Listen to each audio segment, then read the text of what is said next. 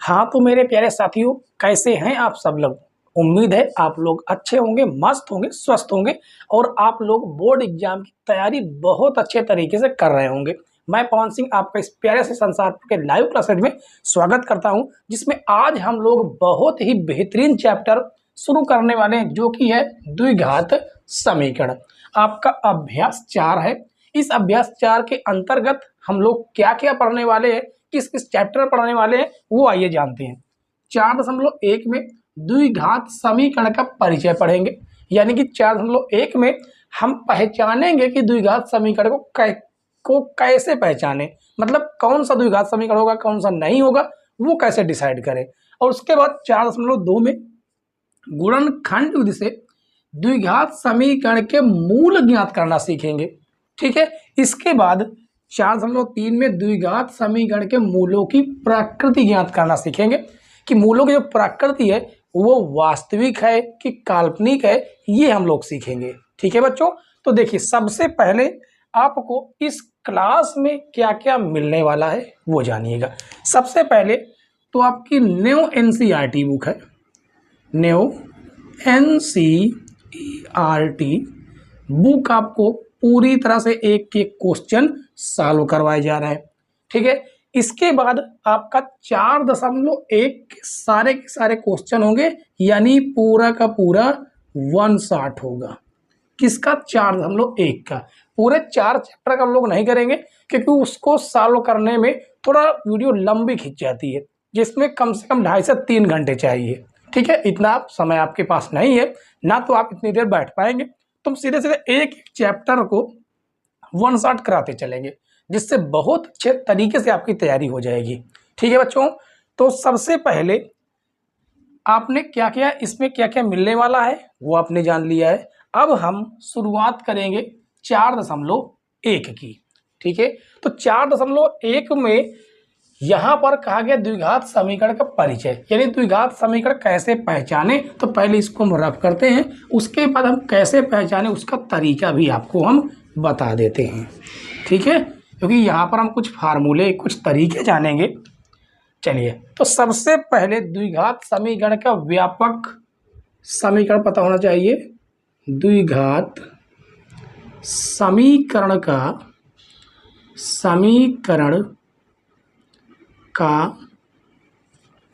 व्यापक समीकरण कैसा होता है? वो होता है ax² plus bx plus c। ये तो आपका द्विघात बहुपद है। यदि इसी के इक्वल में 0 रख दिया जाए तो ये आपका द्विघात समीकरण बन जाता है।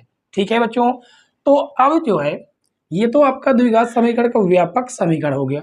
अब हम कुछ एग्जाम्पल जान लेते हैं, जिससे हम ये डिसाइड कर सके कि द्विघात समीकरण है कि नहीं। पहली कंडीशन इस पे ये है कि ए देख, चलिए एग्जाम्पल अभी ना देखकर थोड़ा से कंडीशन जानते हैं। सबसे पहली कंडीशन ये है कि ए कभी भी 0 नहीं होना चाहिए, पहली कंडीशन। दूसरी कंडीशन है कि x² या चर पद की अधिकतम घात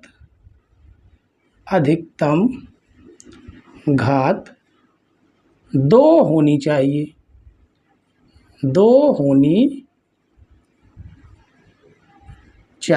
हमने यहाँ पर चर क्यों लिखा? x² या चर, यानी x² या कोई और चर हो सकता है कि वहां पर y दे दे, हो सकता है कि वहां पर t दे दे, कोई भी चर हो सकता है। तो इसलिए हमने यहाँ पर x² या चर, किसी भी चर लिखना चाहिए था, या चर पद की अधिकतम घात 2 होनी चाहिए। तो हम कह सकते हैं कि ये हमारा द्विघात समीकरण होगा। अब चलिए कुछ एग्जाम्पल जानते हैं। चलिए देखिए, मान लेते हैं पहला एग्जाम्पल ये है कि 2x² प्लस 3x प्लस 4 बराबर 0। हमें केवल मात्र 2 घात से मतलब है, और किसी से कोई मतलब नहीं। 2 घात है मतलब द्विघात समीकरण है। ठीक है। इसके बाद हो सकता है कि इस प्रकार का दे दिया जाए 5x² प्लस 4 बराबर 0। तो क्या यहाँ पर द्विघात है कि नहीं है? बिल्कुल है। तो ये द्विघात समीकरण है। ऐसा भी हो सकता है कि मात्र आपको x² बराबर 5 दे दिया जाए, तो ये भी द्विघात समीकरण है, ये भी द्विघात समीकरण है, ये भी द्विघात समीकरण, ये भी द्विघात समीकरण। क्यों है? क्योंकि यहाँ पर दो घातें, अधिकतम दो घातें लगी हुई हैं। समझ गए कि नहीं? केवल हमें घातों से मतलब है और किसी से कुछ मतलब नहीं है। दो घात है, द्विघात समीकरण है, सीधी सी बात है। ठीक है बच्चों, तो उम्मीद है कि 4.1 में हम लोग क्या पढ़ने वाले हैं, वन शॉट करने वाले हैं पूरे क्वेश्चनों का। तो आपने समझ लिया है कि आपको यहाँ पर क्या मिलने वाला है। ठीक है, हमारे चैनल पर नए हो तो चैनल को जरूर सब्सक्राइब कीजिएगा, साथ में बेल आइकन प्रेस कर लेने से नई नई वीडियो की नोटिफिकेशन आपके पास जरूर पहुंच जाए। ठीक है बच्चों, तो चलिए हम लोग जो है 4.1 का शुरुआत करते हैं प्रश्न नंबर 1 से। आइए दोस्तों शुरू करते हैं प्रश्न नंबर 1। प्रश्न नंबर 1 में कहा गया कि जांच कीजिए कि क्या निम्न द्विघात समीकरण हैं। अब यहाँ पर 1 से लगा के 8 नंबर तक के आपको क्वेश्चन दिए गए हैं। ठीक है, अब इन सभी को हमें चेक करना है कि कौन कौन से द्विघात समीकरण है और कौन कौन से नहीं है। ठीक है, तो चलिए शुरू करेंगे पहले नंबर से। तो यहाँ पर लिखेंगे, यहाँ पर लिख देते हैं सॉल्व। ठीक है, सॉल्व नंबर 1। अब क्वेश्चन देखिए क्या लिखा गया है। क्वेश्चन लिखा गया है x+1 का होल स्क्वायर बराबर 2x-3। ये तो आपका क्वेश्चन है। ठीक है, अब इसे हमें थोड़ा सॉल्व करना है। सॉल्व करने के बाद हमें बताना है कि द्विघात समीकरण है या नहीं है। तो यहाँ पर आप देखिएगा कि a+b का होल स्क्वायर का फार्मूला लग रहा है। ठीक है, तो फार्मूला आपका क्या होता है, आपने छठी कक्षा से इस फार्मूले को पढ़ा है। a+b का होल स्क्वायर यानी a² plus b² plus 2, a के रूप में आपका x है, b के रूप में 1 है। इस 2 का अंदर गुणा कराएंगे तो ये हो जाएगा 2x - 2 6। इसे थोड़ा हम सॉल्व कर लेते हैं तो ये हो जाएगा x² प्लस 1 का स्क्वायर 1 प्लस इसको गुणा करेंगे तो ये हो जाएगा 2x। ये आपका धन से ऋण में आ जाएगा और ये 6 ऋण से धन में आ जाएगा बराबर के इस पर। अब बराबर में आपका क्या बच गया, 0। ये आपका प्लस और माइनस तो कट गया, तो बचता आपके पास क्या है, मात्र x² और 6 और 1 कितना हो गया, 7 बराबर 0। अब इस समीकरण को देखकर बताइए कि क्या ये द्विघात समीकरण है या नहीं है।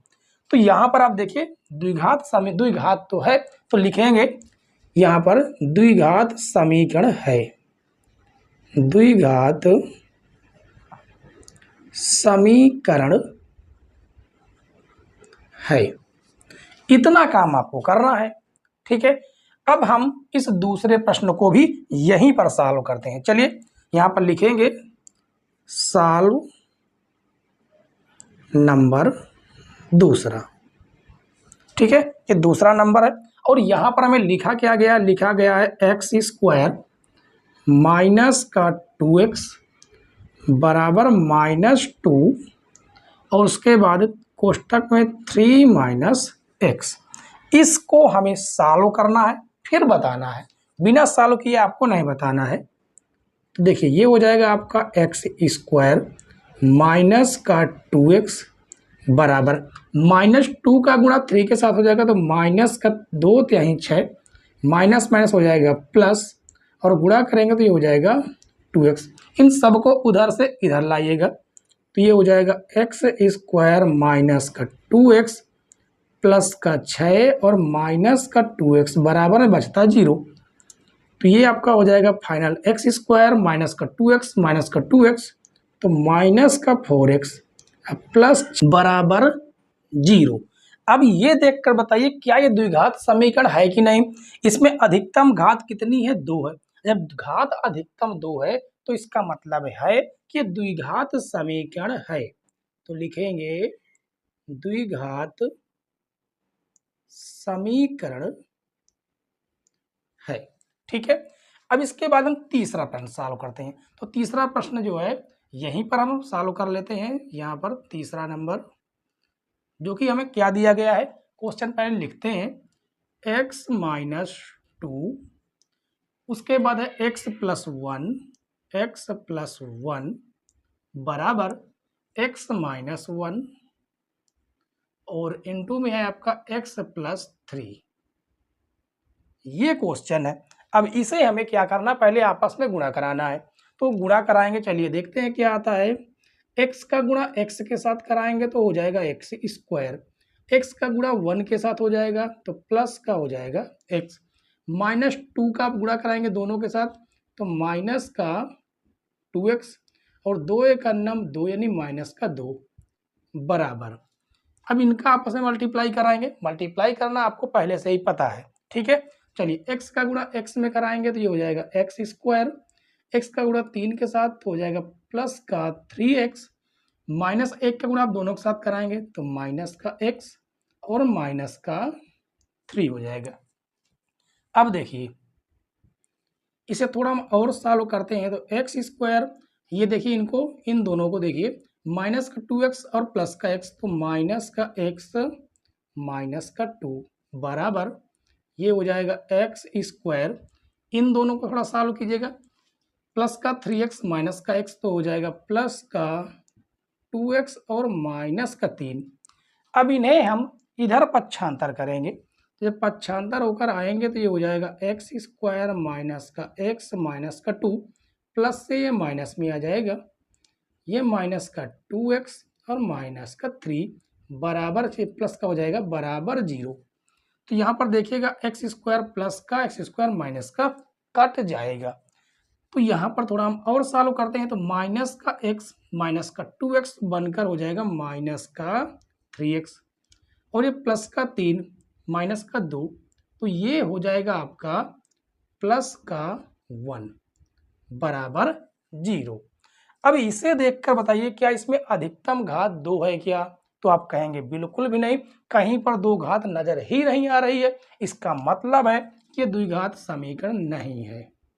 तो लिखेंगे द्विघात समीकरण नहीं है, ठीक है। तो फाइनल हमने पहला नंबर, दूसरा नंबर, तीसरा नंबर, ये 3 क्वेश्चन हमने सॉल्व कर लिए हैं, ठीक है। तो इन 3 क्वेश्चनों में कहीं पर बच्चों कोई डाउट हो, कोई दिक्कत हो तो आप लोग जरूर बताइएगा, ठीक है। हमेशा आपके लिए हाजिर है क्योंकि ये क्लास ही आपके लिए है, ठीक है। तो इसकी आप लोग स्क्रीनशॉट ले सकते हैं, इसको नोट कर सकते हैं, क्योंकि अब हम आगे के क्वेश्चनों को भी इसी तरह से बारी बारी से सॉल्व करेंगे बच्चों, ठीक है। और हमारी क्लास आपको पसंद आ रही हो तो प्लीज़ आपसे एक ही रिक्वेस्ट है कि वीडियो को लाइक कीजिएगा और ज़्यादा से ज़्यादा अपने यार दोस्तों के पास शेयर जरूर कीजिएगा, ठीक है। चलिए अब जो है हम करेंगे चौथा नंबर सॉल्व। तो यहाँ पर डालेंगे चौथा नंबर। चौथा नंबर क्या है, ये रहा, जो कि है आपका x माइनस 3, उसके बाद है 2x प्लस 1, 2x प्लस 1 बराबर x और कोष्टक में x प्लस 5। अब इसे सॉल्व कीजिएगा और सॉल्व करके बताइएगा, ठीक। तो चलिए सॉल्व करते हैं, आपस में इनका गुणा कराइए, x का 2x के साथ तो हो जाएगा 2x स्क्वायर, x का प्लस 1 के साथ तो हो जाएगा प्लस का x, माइनस 3 का साथ 2x के साथ हो जाएगा तो माइनस का 3 दूनी 6x। अब माइनस 3 का 1 के साथ कराएंगे तो माइनस का 3 बराबर x का x के साथ हो जाएगा x स्क्वायर प्लस गुणा कराएंगे तो ये हो जाएगा 5x। तो ये आपका हो जाएगा 2x स्क्वायर, 6x में से 1x आपका जाएगा क्योंकि ये आपका माइनस का, ये आपका प्लस का है, तो यहाँ पर आएगा माइनस का 5x। क्यों, क्योंकि हमने 6x से घटाया है ना कि x से, ठीक। हमेशा बड़ी संख्या का यहाँ पर चिन्ह आता है। और ये रहा आपका माइनस का 3, ये आपके दोनों के दोनों प्लस से माइनस में आएंगे बराबर के इस पर, तो माइनस का x स्क्वायर माइनस का 5x बराबर 0। अब इसको थोड़ा हम घटाते हैं, 2x² से एक x² जाएगा तो एक तो आपका x² बचेगा ही, एक यहाँ पर नहीं लिखते क्योंकि एक छिपा होता है। इसके बाद ये आपका 5x, ये माइनस का 5x, ये भी माइनस का 5x, तो माइनस का हो जाएगा 10x। इसके बाद माइनस का 3 बराबर 0। अब इसे देखकर बताइए कि द्विघात समीकरण है या नहीं है। तो आप कहेंगे यहाँ पर दो घात दिख रही, तो इसको लिख सकते हैं क्या, लिखेंगे ही द्विघात समीकरण है। ये आपका द्विघात समीकरण है। तो ये आपका फाइनल चौथा नंबर सॉल्व हो गया। अब देखते हैं पांचवा नंबर। तो यहां पर लिखेंगे सॉल्व नंबर 5। तो पांचवा नंबर क्वेश्चन क्या है? क्वेश्चन है 2x माइनस 1 x माइनस 3 बराबर x का देखिए x प्लस 5 है, x प्लस 5 और x माइनस 1। ये क्वेश्चन है, आपस में इनको गुणा कराना है और उसके बाद बताना है देखकर कि द्विघात समीकरण है या नहीं है। तो 2x का x के साथ गुणा हो जाएगा तो 2x²। अब 2x का माइनस 3 के साथ तो गुणा कराएंगे तो 3 दूनी 6x।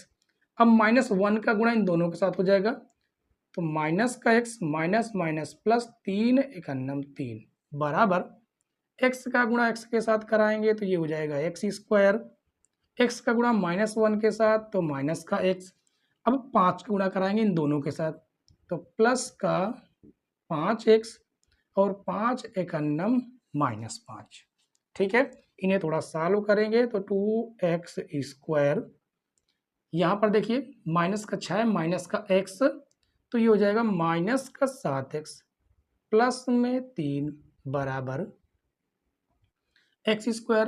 5x में से एक x जाएगा तो प्लस का 4x हो जाएगा और माइनस में 5। अब इन्हें हम पक्षांतर करेंगे, सभी को इस पार से बराबर के इस पार लाएंगे तो ये हो जाएगा 2x² माइनस 7x प्लस का 3 माइनस का x² प्लस से माइनस में आ गया, ये भी प्लस से माइनस में आ जाएगा 4x और ये माइनस से प्लस में बराबर में आपका क्या बचा, 0 बच गया।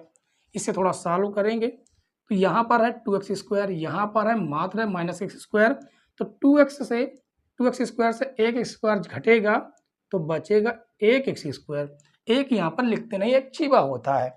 अब यहाँ पर देखिए माइनस का 7x माइनस का 4x तो हो जाएगा माइनस का 11x। 5 और 3 मिलकर हो जाएगा 5 3 8 बराबर में हो जाएगा 0।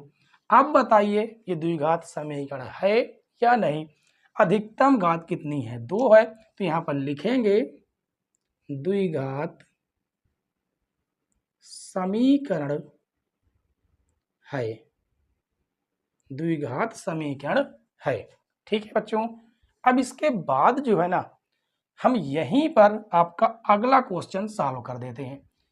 ये पांचवा नंबर तो आपका हो गया, अब छठा नंबर देख लेते हैं। ठीक है, छठा नंबर आपका ये वाला है। हाँ ठीक है, तो यहाँ पर लिखेंगे सॉल्व नंबर 6। क्वेश्चन है आपके पास x² प्लस का 3x प्लस 1 और बराबर में आपका कितना है x माइनस 2 का होल स्क्वायर। अब इसे हमें आराम से सॉल्व करना है स्लो मोशन में। ठीक, चलिए शुरू करते हैं। तो देखिए यहाँ पर आपका हो जाएगा x² प्लस का 3x प्लस का 1 बराबर, यहाँ पर फार्मूला लग रहा है a माइनस बी का होल स्क्वायर, तो ये फार्मूला खोलेगा a² plus b² minus 2, a के रूप में x है, b के रूप में 2 है। तो यहाँ से आ जाएगा x² प्लस का 3x प्लस का 1 बराबर, ये आएगा x², 2 का स्क्वायर हो जाएगा 4 और 2 दूनी 4 माइनस का 4x हो जाएगा। अब इन सभी को इस पार से इस पार लाएंगे तो चिन्ह बदल जाएंगे इनके, तो ये फाइनल हो जाएगा एक्स स्क्वायर प्लस का 3x प्लस का 1 माइनस एक्स स्क्वायर माइनस का 4 प्लस का 4x बराबर 0। अब यहाँ पर आप देख सकते हैं कि ये आपका एक्स स्क्वायर धन का, ये आपका एक्स स्क्वायर ऋण का है, ये दोनों कट गए। 3x और 4x कितने हो गए 7x, माइनस का 4 प्लस का 1 तो माइनस का 3 बराबर 0। अब इसे देखकर तो कोई भी बता सकता है कि इसमें दो घात समीकरण तो है ही नहीं, क्योंकि यहाँ पर दो घात नहीं लगी है। तो लिखेंगे द्विघात समीकरण नहीं है, इतना करना था हमें। तो ये आपका छठा प्रश्न भी सॉल्व हुआ। अब आपका दो प्रश्न बचता है, तो इसकी आप लोग स्क्रीनशॉट लीजिएगा या इसको नोट कीजिएगा, जो करना हो वो कीजिएगा। ठीक है, हम जो है इसको अब रफ करने वाले हैं। तो चलिए इसको हम करते हैं रफ, क्योंकि हमें अभी दो प्रश्नों का और पोस्टमार्टम करना है, यानी कि सॉल्व करना है। ठीक है, चलिए कभी कभी हंसी मजाक भी हो जाया करे। तो इसको हमने किया रफ, ठीक है। और क्लास आपको कैसी लग रही ये जरूर बताइएगा। आप लोग लाइक करने में बहुत कंजूसी करते हैं, पता नहीं क्या बात है। तो चलिए हम लोग जो है सॉल्व करते हैं 7वां नंबर प्रश्न। जहां तक हमने छठा नंबर प्रश्न सॉल्व कर लिया है, अब जो है हमें 7वां नंबर प्रश्न को सॉल्व करना है। तो ये रहा आपका 7वां नंबर प्रश्न। प्रश्न में दिया गया है x प्लस 2 का होल क्यूब बराबर 2x, इसके बाद है आपका एक्स स्क्वायर माइनस का 1। अब यहां पर आपका एक फार्मूला लग रहा है a प्लस बी का होल क्यूब। तो a प्लस बी का होल क्यूब यदि आपने उस फार्मूले को नहीं पढ़ा है तो चलिए हम आपको बता देते हैं। a प्लस बी का होल क्यूब होता है a cube plus B cube plus 3ab और कोष्टक में हो जाता है a प्लस बी।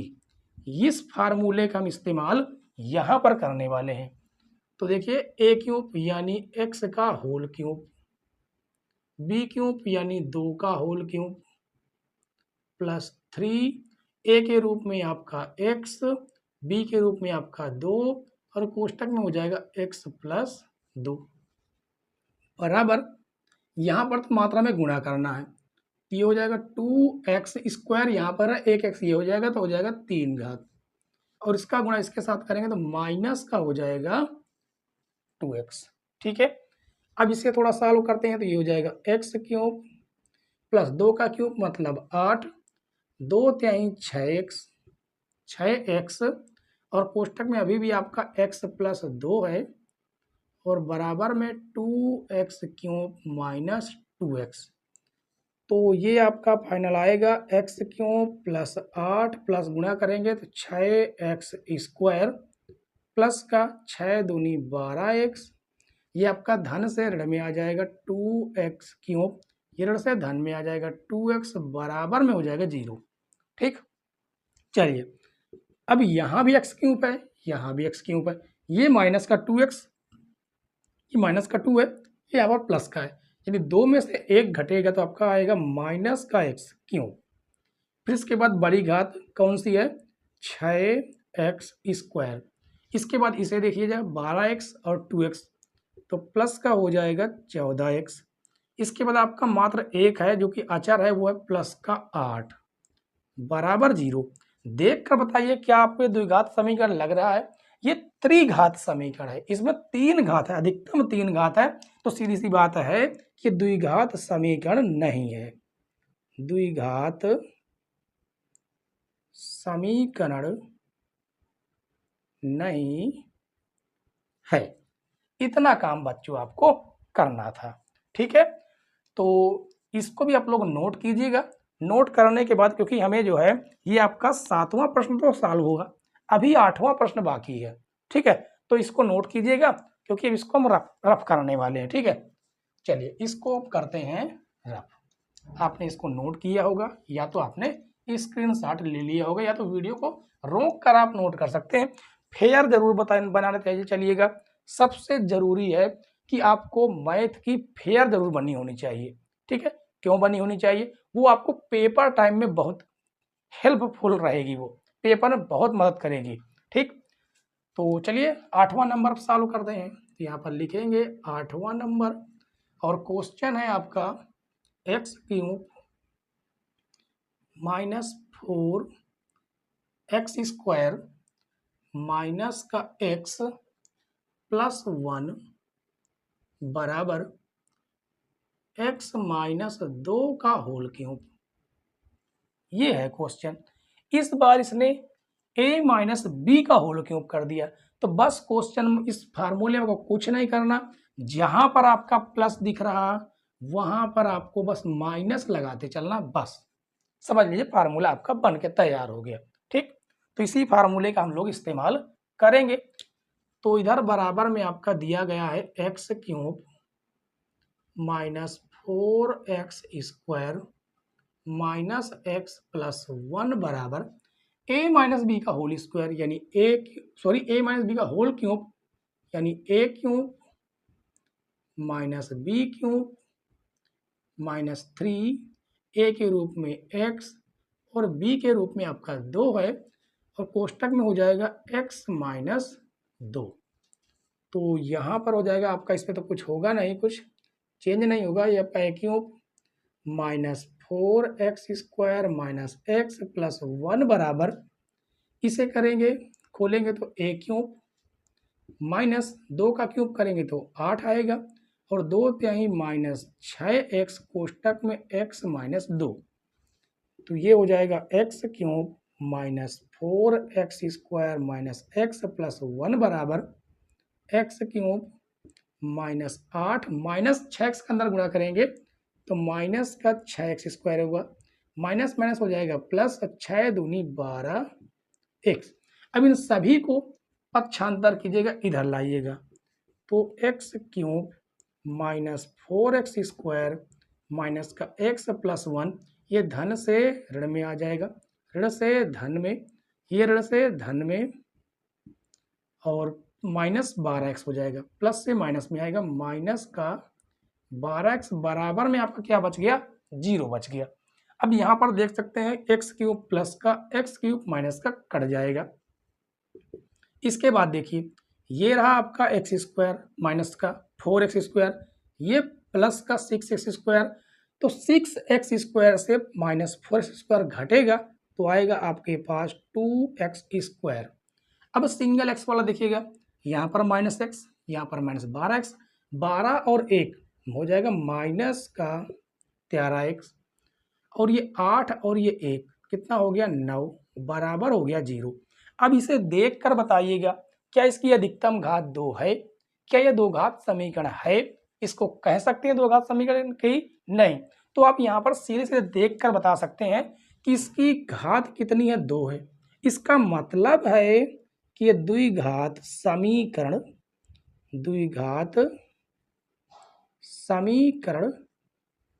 है। इतना काम करना था बच्चों आपको। इस प्रकार आपका प्रश्न नंबर 1 के सारे प्रश्न सॉल्व होते हैं। ठीक है, तो अब बताइए कि इतने प्रश्न करने के बावजूद भी आपको कोई ऐसा क्वेश्चन आ जाए कि द्विघात समीकरण बताना है, पहचानना है, तो क्या पहचान पाएंगे कि नहीं पहचान पाएंगे, ये आपको कमेंट्स में जरूर बताना है। ठीक है, तो चलिए बच्चों प्रश्न नंबर 1 के बाद अब हम सॉल्व करेंगे प्रश्न नंबर 2। प्रश्न नंबर 2 देखिए बच्चों, प्रश्न नंबर 2 में कहा गया कि निम्न स्थितियों को द्विघात समीकरण के रूप में निरूपित कीजिए। ठीक है, ये जो आपका दूसरा समीकरण है मोस्ट इंपॉर्टेंट प्रश्न है, क्योंकि प्रश्नावली 4 में ऐसे ही प्रश्न आपको बहुत ढेर सारे मिलेंगे। यदि आप द्विघात समीकरण के रूप को बनाना सीख गए तो द्विघात समीकरण हल करना तो बिल्कुल सीख जाएंगे।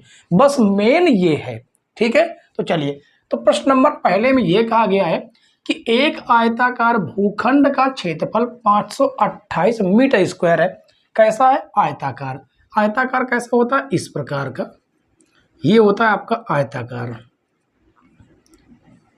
जिसकी आमने सामने की भुजा बराबर होती है, ठीक है।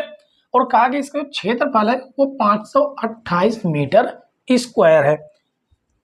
क्षेत्र की लंबाई, आयत क्षेत्र की लंबाई चौड़ाई के दुगने से एक अधिक है।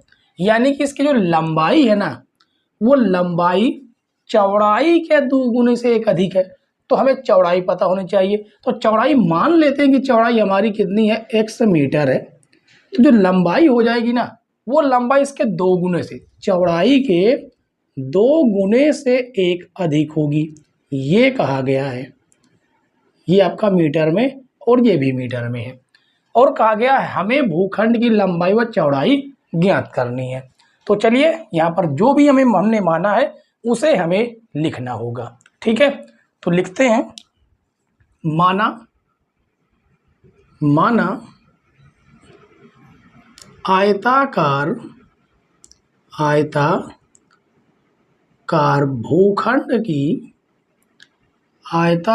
भूखंड की चौड़ाई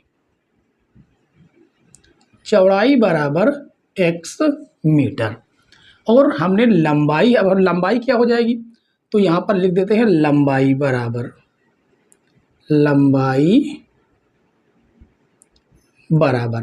कहा गया चौड़ाई के दो गुने से। तो चौड़ाई का दो गुना कीजिए, चौड़ाई के दो गुने से एक अधिक है, मतलब इसमें एक और जोड़िएगा, ये कहा गया है। अब यहाँ पर आपको एक फार्मूला पता होना चाहिए, क्या, वो है आयत का क्षेत्रफल।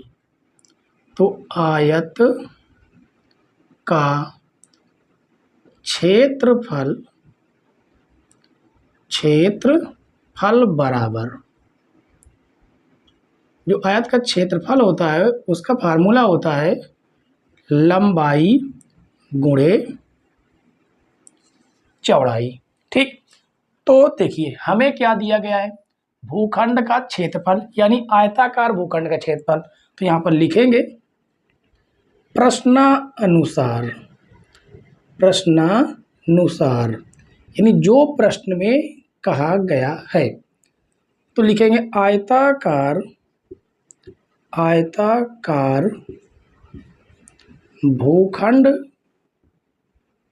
भूखंड का क्षेत्रफल बराबर, फार्मूला क्या होता है, लंबाई गुणे चौड़ाई। तो इसका जो क्षेत्रफल है वो आपका 528 है। लंबाई हमारी है 2x + 1, चौड़ाई है x। अब इसका इसके साथ गुणा करा दीजिए, तो ये हो जाएगा 528 बराबर 2x² + x। अब इस 528 को उस पार पक्षांतर करते हैं, तो इधर तो आपका 0 बच जाएगा और ये हो जाएगा 2x² + x - 528, यानी इधर बराबर 0, तो हम उधर भी तो बराबर 0 कर सकते हैं। यानी इस प्रकार से 2x² + x - 528 बराबर 0। ये तो बना आपका द्विघात समीकरण, ठीक है। यहाँ तक तो प्रश्न में करने के लिए कहा है कि द्विघात समीकरण के रूप में निरूपित कीजिए, तो निरूपित तो कर दिया। यदि प्रश्न में ये पूछ लिया कि भूखंड की लंबाई और चौड़ाई ज्ञात कीजिए, यहाँ पर कहा ज्ञात करनी है, तो हमें समीकरण बना देना है। तो समीकरण आपका बन गया। यदि कह देता है कि लंबाई व चौड़ाई ज्ञात कीजिए, तो फिर हमें लंबाई व चौड़ाई भी ज्ञात करनी है। तो हम आपको पूरा प्रश्न बताते हैं ताकि पेपर यदि आ जाए तो आप पूरे क्वेश्चन को कर सके, ठीक है। चलिए तो इसको यहाँ पर एक लाइन डालते हैं और इसको हम द्विघात समीकरण को गुणनखंड के रूप में, इसको यानी गुणनखंड विधि से इसको हम गुणनखंड करेंगे, ठीक है। यानी दो टुकड़ों में बांटेंगे। तो कैसे करेंगे समझिए। इस क्वेश्चन को पहले यहाँ पर लिख लीजिएगा। दिया गया है 2x² प्लस का x -528 बराबर 0। अब यहाँ पर देखिएगा ये चिन्ह क्या कहता है, माइनस, यानी घटाने पर यहाँ पर क्या आना चाहिए, 1। यहाँ पर 1 छिपा होता है, घटाने पर तो 1 आना चाहिए, जबकि गुणा करने पर 528 का गुणा 2 में करेंगे तो कितना हो जाएगा, गुणा करके देख लीजिए।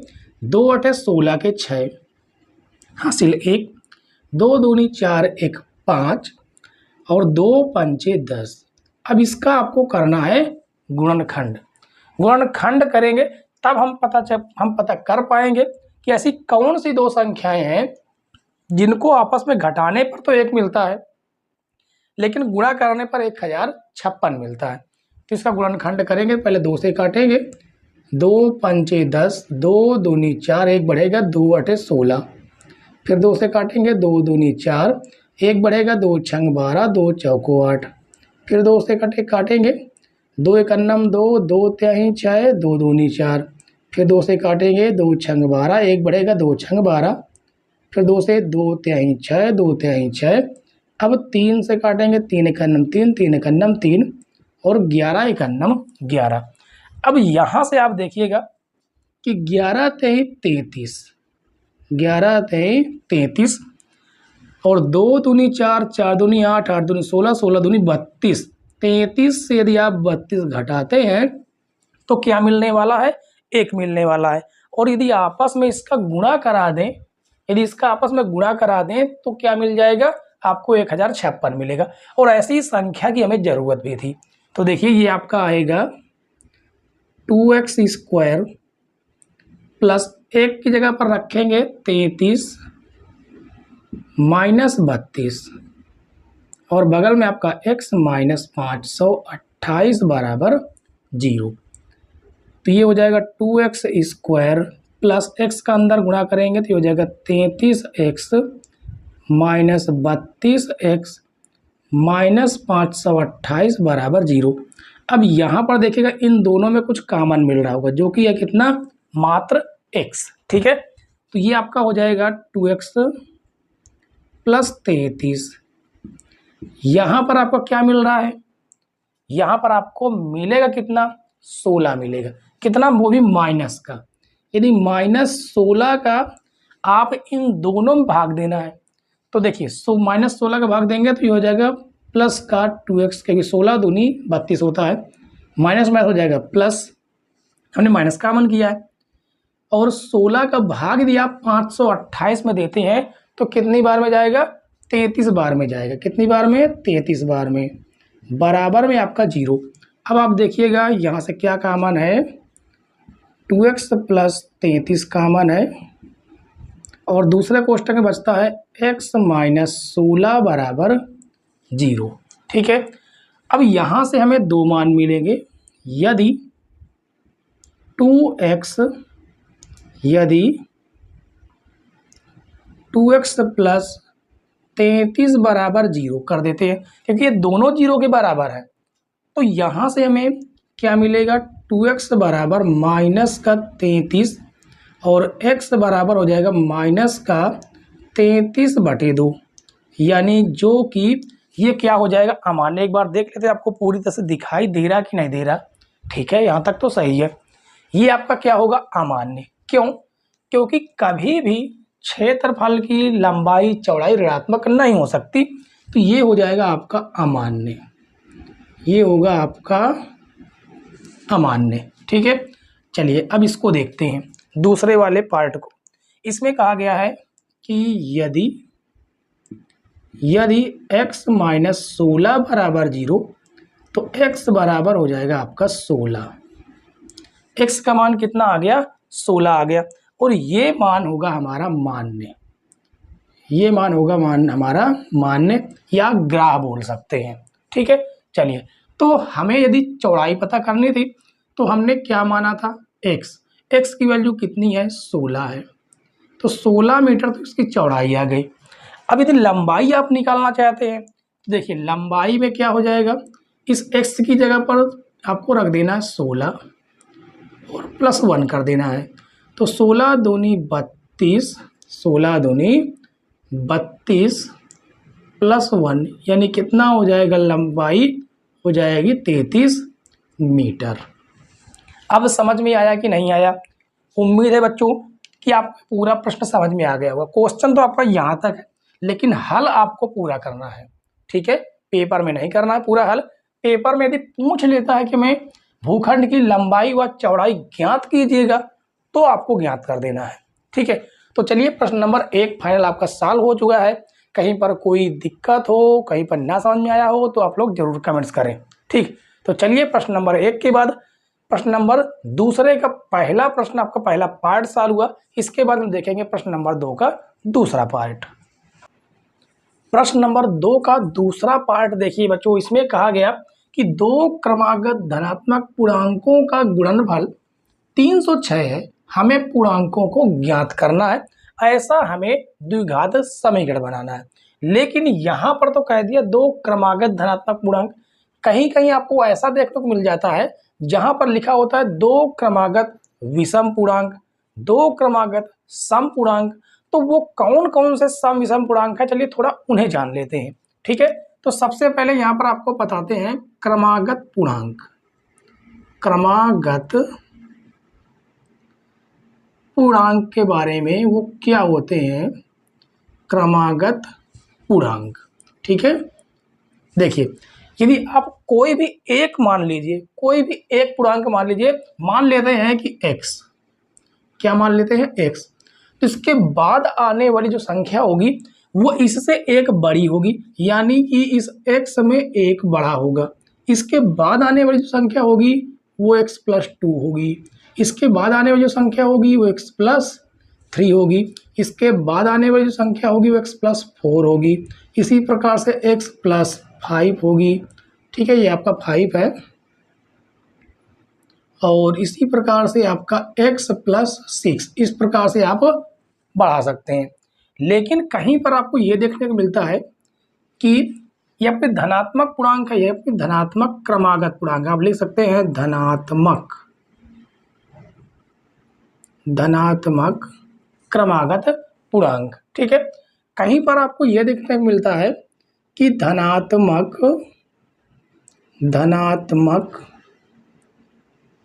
विषम पूर्णांक, धनात्मक विषम पूर्णांक। तो ये कौन कौन से होते हैं? इसमें सबसे बड़ी कंफ्यूजन होती है कि दो क्रमागत विषम पूर्णांक होते हैं और धनात्मक सम पूर्णांक कौन होते हैं, सम पूर्णांक। इन दोनों में बहुत बड़ा कंफ्यूजन होता है। तो आज से आपका कंफ्यूजन बिल्कुल दूर। क्यों? क्योंकि यहाँ पर आप देखिए इसके हम नंबरिंग करने वाले हैं। नंबरिंग मतलब ये आपका पहले नंबर पर है, ये आपका दूसरे नंबर पर, ये तीसरा नंबर, ये चौथा नंबर, ये पांचवा, ये छठा और ये सातवां है, ठीक है? तो धनात्मक विषम पूर्णांक, तो विषम होते कौन है, विषम संख्याएं कौन होती हैं? 1 3 5 7 विषम होती हैं। तो यही आपके विषम धनात्मक विषम पूर्णांक कौन, 1 1 3 5 7, ये आपके विषम पूर्णांक हो जाएंगे। तो यहाँ पर लिख देंगे x+2, x+4 और x+6, इस प्रकार से आगे भी संख्याएं बढ़ती जाएंगी। ये आपके धनात्मक विषम पूर्णांक है। तो सम पूर्णांक कौन से हैं? जिस सम संख्याओं की जगह पर लिखे हैं, यानी कि आपका x+1 सम संख्या है, उसके बाद x+3, उसके बाद है x+5, इस प्रकार आगे भी संख्याएं चढ़ती चली जाएंगी, ठीक है? तो यहाँ पर हमसे ये कहा गया कि दो क्रमागत धनात्मक पूर्णांक, दो क्रमागत धनात्मक पूर्णांक तो आपके ये हो जाएंगे, ये आपके दो क्रमागत धनात्मक पूर्णांक हैं। इनका गुणनफल कहा गया है कि 306 है, ठीक है? तो बच्चों इसको आप नोट कीजिएगा, क्योंकि इसको पूरे को हम रफ करने वाले हैं। इस पूरे को हम रफ करेंगे, ठीक है? इस पूरे को, इसको रफ कर लेते हैं। यहाँ पर जो हमारे काम का है उसे हम नहीं रफ करेंगे, ठीक है? इसको थोड़ा सा मेड़ देते हैं और ये आपके क्रमागत हैं, ये आपके क्रमागत हैं।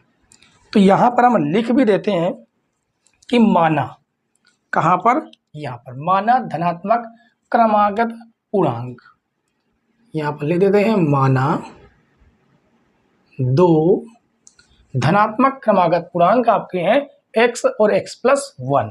अब लिखेंगे प्रश्नानुसार, प्रश्नानुसार जो प्रश्न में कहा गया है हमें करना वही है।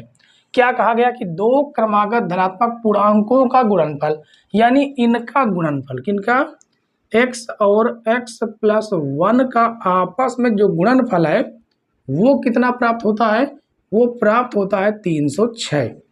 अब इनका आपस में गुणा कराइए, गुणा कराएंगे, ये हो जाएगा x², ये हो जाएगा प्लस का x, ये आपका धन श्रेणी में आ जाएगा, तो -306 बराबर 0। घटाने पर देखिए फिर 1 आना चाहिए और गुणा करने पर 306 आना चाहिए, क्योंकि यहाँ पर कोई संख्या नहीं है। 306 का गुणा कराएंगे, 306 का नम 306 हो जाएगी, ठीक है। तो 306 का आप लोग कर लीजिएगा गुणनखंड, इस प्रकार से गुणा करना है, वो सॉरी गुणनखंड करना है। 2 एक नम 2, 1 बढ़ेगा 2 पंचे 10 और उसके बाद 2 तिहाई 6, फिर 3 से काटेंगे, 3 पचे 15, 3 एक नम 3, फिर 3 से काटेंगे, 3 एक नम 3 और 2 बढ़ाएगा 3 से 21, अभी 17 तो स्वयं से कटेगी। अब यहाँ पर देखिए 3 त्रिक 9, 9 दूनी 18, 18 से यदि आप 17 घटा देते हैं तो कितना मिल जाएगा 1, और 18 गुणे यदि 17 करते हैं तो 306 मिलेगी। हमें ऐसी ही संख्या की तलाश थी, ठीक है। तो चलिए यहाँ पर सॉल्व करते हैं x²। वैसे हाँ, एक बात ये, इसमें जो पूछा गया ना कि द्विघात समीकरण के रूप में निरूपित कीजिए, तो वो आपका ये आंसर है, वो आपका कौन सा आंसर है, ये आंसर है, ठीक है।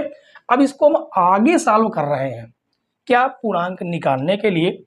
तो x² प्लस x माइनस 306 बराबर हमने 0, क्वेश्चन ही उतार दिया। अब आगे सॉल्व करेंगे, तो x² प्लस इसकी जगह पर इस एक, यहाँ पर 1 छिपा रहता है, ये 1 छिपा रहता है, 1 की जगह पर क्या रखेंगे 18 माइनस 17 और x माइनस 306 बराबर 0। तो ये हो जाएगा x² प्लस x का अंदर गुणा करेंगे तो हो जाएगा 18x और माइनस का 17x माइनस 306 बराबर 0। दोनों में आप देख सकते हैं क्या कॉमन है, मात्र x, तो x प्लस हो जाएगा 18, इसमें क्या कॉमन है, माइनस का 17। जैसे ही -17 कॉमन करेंगे प्लस का x हो जाएगा, ये आपका प्लस हो जाएगा। 17 का भाग कितने में देंगे, 306 में देखें क्या बच जाएगा, 18 बच जाएगा, 18 बराबर 0। दोनों जगह से क्या कॉमन मिल रहा है, x प्लस 18 और x माइनस 17 बराबर 0।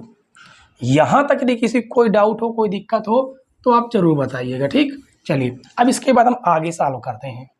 देखिए आगे का कारनामा क्या है, लिखेंगे यदि x प्लस 18, x प्लस 18 बराबर हम 0 दिखाते हैं तो x बराबर हो जाएगा माइनस का 18, जबकि यहाँ पर कहा क्या गया, 2 क्रमागत धनात्मक, ये ऋणात्मक है। जब ये ऋणात्मक है तो ये अमान्य होगा, इसे नहीं माना जाएगा। तो यहाँ पर लिखेंगे अमान्य, ठीक है, यहाँ पर लिख देते हैं अमान्य। चलिए अब इसके बाद दूसरे वाले पार्ट को, इसको हम दिखाते हैं। तो x माइनस 17, यदि x माइनस 17 बराबर 0 तो x बराबर कितना आ जाएगा 17, और ये आपका मान्य हो जाएगा क्योंकि ये धनात्मक है। अब लिखेंगे अतः पूर्णांक, अतः पूर्णांक हमने कौन कौन से माने थे, एक हमने माना था x और एक हमने माना था x+1, ठीक है। तो आपके कौन कौन से हो जाएंगे, x बराबर जो कि है 17, तो यहाँ पर हो जाएगा 17 प्लस 1 यानी कि 17, 18, ये हो जाएगा आपका आंसर बच्चों, ठीक है। तो बताइए क्वेश्चन समझ में आ रहा कि नहीं आ रहा। 100% क्वेश्चन समझ में वैसे तो आ रहा होगा, आ रहा है तो वीडियो को लाइक कीजिए आप लोग वीडियो को लाइक करने में कंजूसी पता नहीं क्यों करते हैं, तो एक बार लाइक कीजिएगा, ठीक है। और ज़्यादा से ज़्यादा अपने यार दोस्तों को साझा भी ज़रूर कीजिएगा, जिससे उनकी भी तैयारी प्रॉपर वे से हो सके, ठीक। तो इसको आप देख लीजिएगा, समझ लीजिएगा, ऑब्जर्व कीजिएगा। इसके बाद हम प्रश्न नंबर 2 के दूसरे पार्ट के बाद हम लोग सॉल्व करेंगे प्रश्न नंबर 2 का तीसरा पार्ट। प्रश्न नंबर 2 का तीसरा पार्ट देखिए बच्चों, इसमें कहा गया कि रोहन की माँ उससे 26 वर्ष बड़ी है। किससे? रोहन से। उनकी आयु का गुणनफल अब से 3 वर्ष पश्चात 360 हो जाएगा। हमें रोहन की आयु ज्ञात करनी है। हम यहाँ पर रोहन और रोहन के माँ की दोनों की आयु ज्ञात करके बताएंगे, ठीक है। तो चलिए सबसे पहले हम यहाँ पर मानेंगे कि रोहन की आयु, माना रोहन की आयु, रोहन की आयु बराबर x वर्ष। तो रोहन के माँ की आयु अब लिखेंगे, रोहन के माँ की आयु। अब रोहन की जो माँ है, रोहन से कितने वर्ष बड़ी है? 26 वर्ष बड़ी है। तो रोहन की ये माँ की उम्र हो गई। अब लिखेंगे प्रश्नानुसार,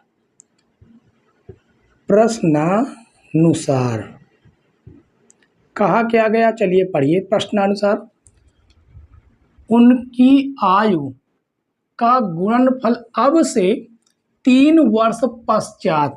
अब ये बताइए कि 3 वर्ष पश्चात रोहन कितने वर्ष का हो जाएगा? यदि इस समय 10 वर्ष का है तो 3 वर्ष पश्चात 13 वर्ष का हो जाएगा। यानी कि पश्चात यानी बाद कहे तो उम्र में वर्ष को जोड़ देते हैं, ठीक है, और पूर्व कहे तो घटा देना है। तो यहाँ पर जो रोहन की आयु होगी वो हो जाएगी x + 3।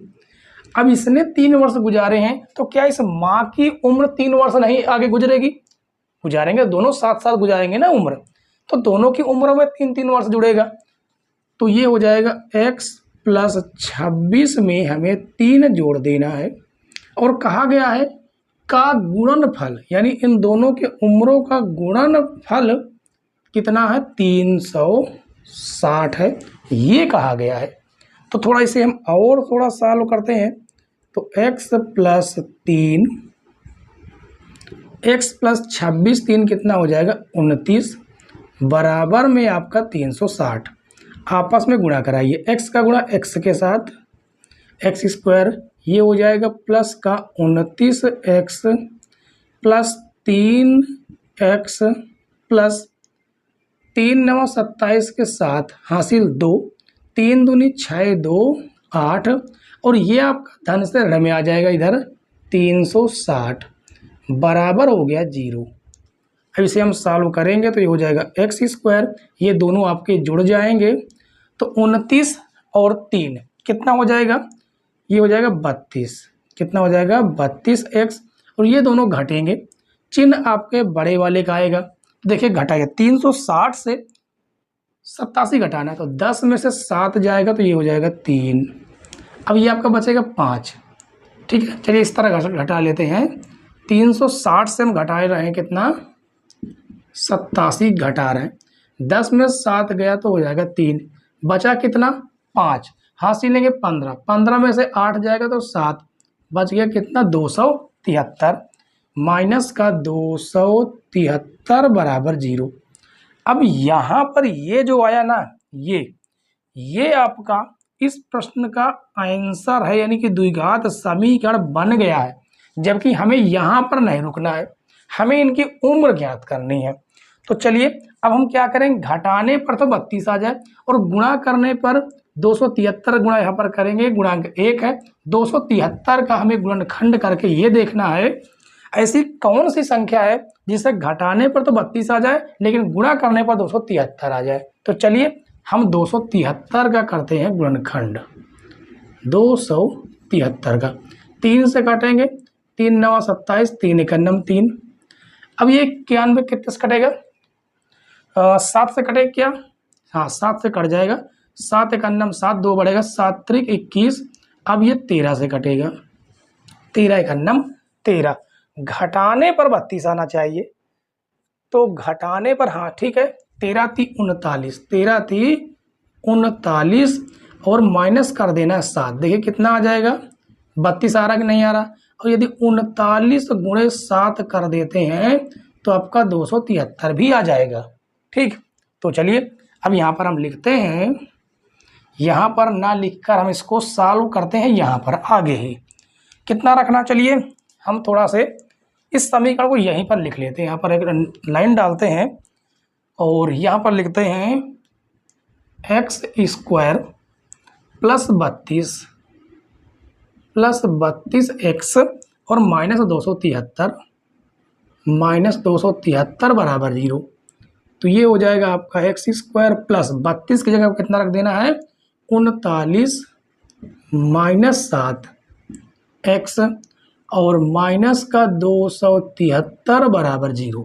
ठीक है, अब इसको हम करते हैं रफ। अब इसको जो है हम रफ कर देते हैं, तो इससे थोड़ा और आगे सॉल्व करेंगे क्योंकि ये दो घात समीकरण बन चुका है। ये हो जाएगा x² + x का अंदर गुणा करेंगे तो 39x - 7x और -273 बराबर 0। ये है आपका। अब यहाँ पर आप देख सकते हैं क्या कॉमन है, यहाँ पर मात्र x, तो x + 39 बचेगा।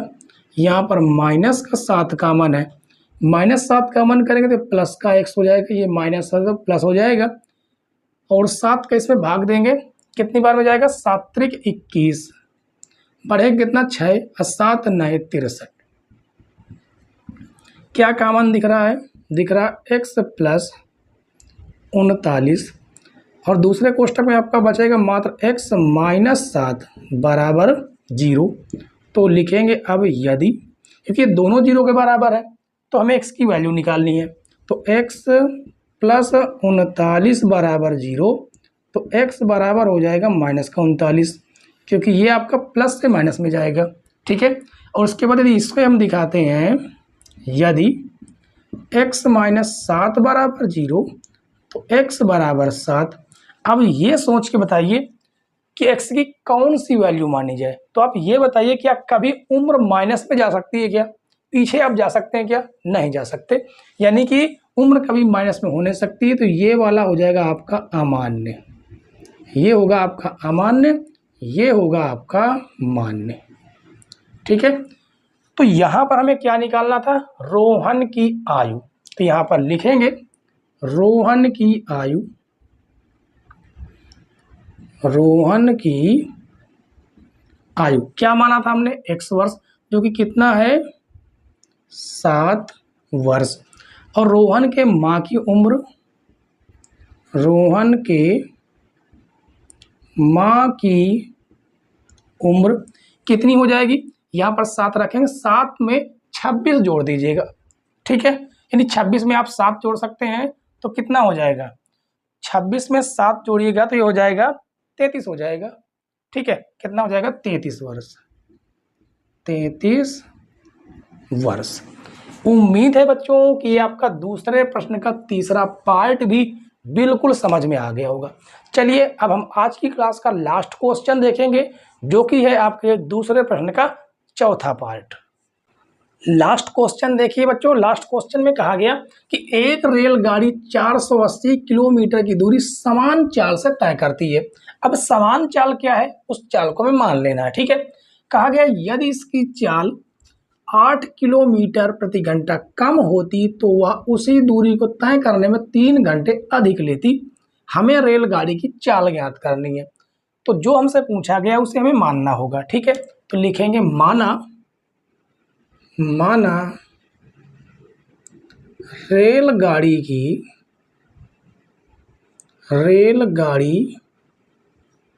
की चाल x किलोमीटर प्रति घंटा। तो अब लिखेंगे प्रथम शर्त से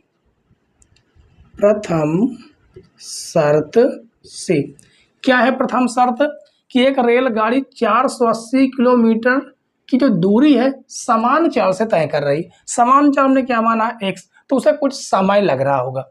तो देखिए समय का जो फार्मूला होता है वो क्या होता है, समय बराबर दूरी बटे चाल, इस फार्मूले का हम इस्तेमाल करने वाले हैं। ये फार्मूला होता है। तो यहाँ पर लिखेंगे समय बराबर दूरी कितनी है 480 किलोमीटर, चाल कितनी है x। ये रहा आपका समीकरण 1। अब द्वितीय शर्त से लिखेंगे, द्वितीय शर्त से। अब द्वितीय शर्त में क्या है कि इसकी चाल जो है ना वो 8 किलोमीटर प्रति घंटा कम हो गई। अब कम हो गई तो 3 घंटे अधिक लगने लगे। जो समय लग रहा था, जो भी समय लग रहा था उसमें 3 घंटे उसे अधिक लगने लगे। कब? जब वो आज 480 किलोमीटर की दूरी किस चाल से x - 8 की चाल से तय करती है, क्योंकि दूरी पहले x थी, अब दूरी x - 8 हो गई, क्योंकि उसकी दूर जो चाल है वो 8 किलोमीटर प्रति घंटा कम कर दी गई है। ठीक है, ये आपका 3 धन से ऋण में जाएगा, यानी ये हो जाएगा समय बराबर 480 बटे x - 8 - 3। ये रहा आपका समीकरण 2। अब यहाँ से आप देख सकते हैं कि ये भी समय है, ये भी समय है। इस समय का मान उठाकर यहाँ रखे या इस समय का मान उठाकर यहाँ रखे, एक ही बात है, दोनों बराबर भी हैं। तो हम ये भी कह सकते हैं कि समीकरण 1 बराबर समीकरण 2, समीकरण 1 बराबर समीकरण 2। तो समीकरण 1 का आपका ये है पहला 480 बटे x माइनस दूसरा समीकरण ये रहा जो कि है 480 बटे x - 8। ठीक है, दोनों को क्या कर रहे हैं, बराबर कर रहे हैं, ये है। ठीक है, पहला समीकरण 480 बटे x, दूसरा समीकरण 480 बटे x - 8 - 3। अब हमें ये करना है कि इस वाले को इधर लाते हैं, यानी कि 480 बटे x माइनस 480 बटे x - 8 बराबर -3। ठीक, अब यहाँ पर आप देख सकते हैं कि 480 आपका कॉमन दिख रहा है, तो 480 हमें कर लेना है कॉमन। बचेगा 1 बटे x माइनस 1 बटे x - 8 बराबर -3। ठीक, अब आगे देखिए, 480 एलसीएम कितना आ जाएगा, x और x - 8, इसका मल्टीप्लाई इधर हो जाएगा, यानी x - 8, इसका मल्टीप्लाई इधर हो जाएगा तो माइनस का x बराबर में -3। माइनस x और प्लस x तो कट जाएंगे। ठीक, तो आपके पास बचता क्या है, आपके पास बचता है 480 मल्टीप्लाई -8 बटे में हो जाएगा आपका x स्क्वायर माइनस का 8x बराबर -3। अब आगे देखिए, अब हमें ये करना है कि माइनस से माइनस तो आपका कट ही जाना है। इस 3 को भी काटते हैं, 3 एकन्नम 3, 3 एकन्नम 3, 1 बढ़ेगा 3 18 0, यानी यहाँ पर आपके पास बचा है 160 और गुणे में आपका 8 है, और बटे में आपका क्या है, आपका बटे में जो है इसको लिख लेते हैं, ये है आपका x स्क्वायर माइनस का 8x और बराबर में आपका 1 है। ठीक, ये आपका भाग से गुणे में जाएगा, तो ये हो जाएगा, इसका गुणा करेंगे 8 0 0, 8 चंग 48 के 8 हासिल 4, 8 का नंबर 8 4 12 बराबर हो जाएगा x स्क्वायर माइनस का 8x। ठीक है, ये आपका धन से ऋण में जाएगा, तो जब धन से ऋण में ले जाएंगे बराबर में आपका x स्क्वायर है माइनस का 8x है, ये धन से ऋण में जाएगा तो माइनस का 1280 बराबर हो जाएगा 0। तो जो इसमें कहा गया ना कि द्विघात समीकरण के रूप में निरूपित कीजिए, तो निरूपित तो हो गया है। यहाँ तक में किसी भी बच्चे को कोई भी समस्या हो तो आप जरूर बताइए। ठीक है, अब आगे देखिए, हमें ऐसी संख्या चाहिए घटाने पर 8 आना चाहिए और गुणा करने पर 1280 आना चाहिए। ठीक है, चलिए तो इसका ही आगे गुणा करेंगे तो 1280 ही आएगा। 1280 का हमें करना है ऐसा गुणनखंड, ऐसे दो अंक चाहिए जो घटाने पर 8 आ जाने चाहिए। ठीक है, तो 2 से काटेंगे पहले। 2 छंग 12, 2 चौको 8, 0, 2 3 6, 2 दूनी 4, 0, 2 एक अन्नम 2, 2 छंग 12, 0, 2 8 16, 0, 2 चौको 8, 0, 2 दूनी 4, 0 और 20 बचता आपका, ये हो जाएगा 2 एक अन्नम 2, 0 और 2 पंचे 10, 5 से काट देंगे। ठीक, पूरी तरह से कट गया। अब हमें ऐसा संख्या बनाना है कि घटाने पर 8 आना ही चाहिए। तो देखिए 2 दूनी 4, 4 दूनी 8, 8 दूनी 16, 16 दूनी 32। ठीक है, तो 32 तो ये हो गया। 5 दूनी 10, 10 दूनी 20 और ये 20 हो गया। और हमें ऐसा बनाना है घटाने पर 8 ही आना चाहिए, इससे ज़्यादा नहीं आना चाहिए। तो क्या बन सकता है, इसको थोड़ा से हम और आपस में गुणा करें तो देखिए